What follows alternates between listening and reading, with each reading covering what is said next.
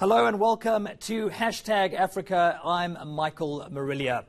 We start in Mozambique, and officials have confirmed the first cholera-related death in the wake of Cyclone Idai. Thousands of people have been without food and shelter for nearly 2 weeks.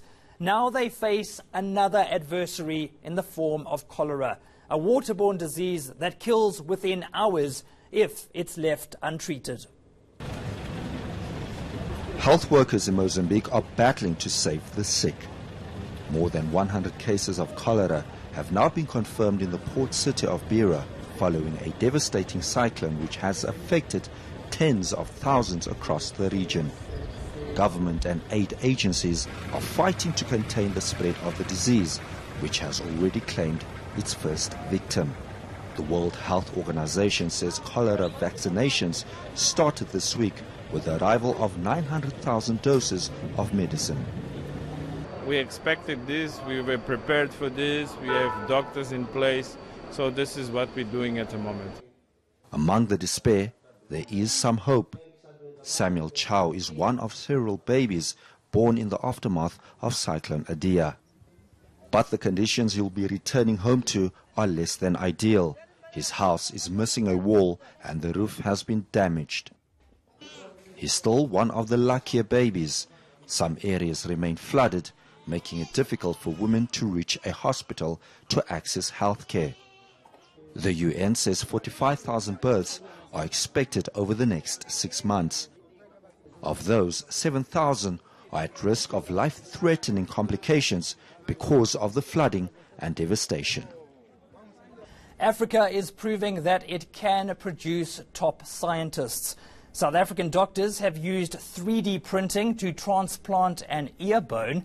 Meanwhile, a professor at UKZN has offered hope to men around the world. That's because she discovered a gene responsible for hair loss. There's some great news out there, but here is the question.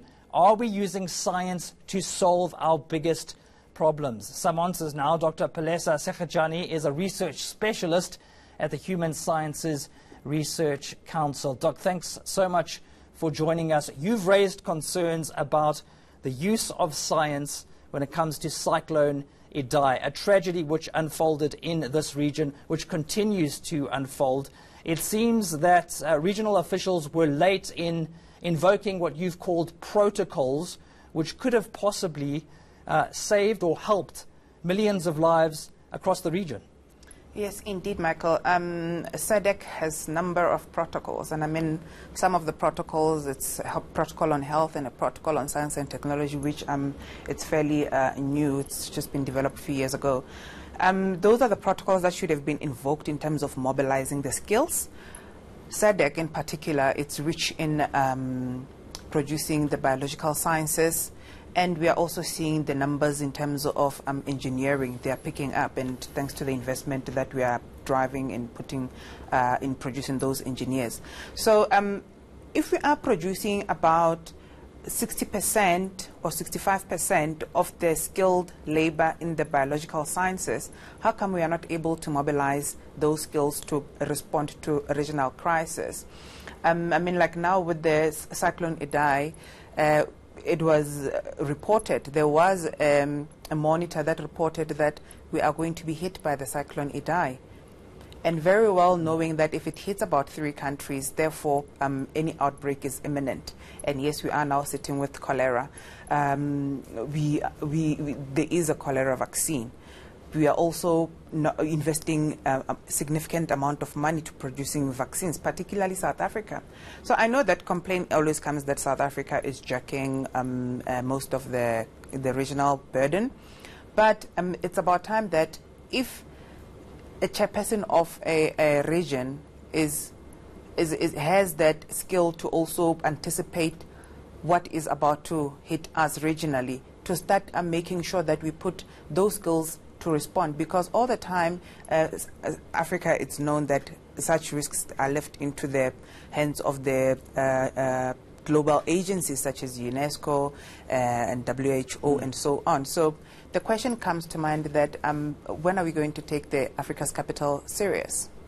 All right, now you've spoken about a brains trust. So these are really the innovators, the top minds in South Africa, in the SADC region, that could help respond to a crisis like a cyclone or a natural disaster? Are we producing the talent at our universities, at our schools, that's coming through to help ordinary people on the ground when these sorts of things happen? We are producing those skills, and particularly South Africa, because if you look at the numbers of non-South Africans that are studying in these universities, we should be able to strike deals that say you are coming in to study and exploit the resources, the infrastructure, and so on, but then how do we plant it back? And it's not only in the hands of those who are being educated, it's also in the hands of those who are leading those particular countries. Because, for instance, if you have to get a scholarship in USA, most of the time the conditions state that you should be able to go back home and transfer the skills or apply the skills that you have learned. Why are we afraid to do that? Because it's not only in the benefit of South Africa. And I'm not saying this in the wake of xenophobic attacks or being xenophobic, but the skills that Africa is producing, it should benefit the rest of Africa. There is no point that SADC, particularly in the whole of Africa, it is the one that is advantaged as far as the skills production is concerned, as far as high people receiving tertiary education, postgraduate degrees, and so on. So I don't understand why in 2019 we are still struggling with this. Some fascinating insights, and certainly a challenge when it comes to governments responding to crises like this. Thanks so much, Dr. Palesa Sekajani, Research Specialist at the HSRC. Still to come, we take a look at the recent attacks on foreign nationals in KwaZulu-Natal, the fallout from those tragic events in a moment.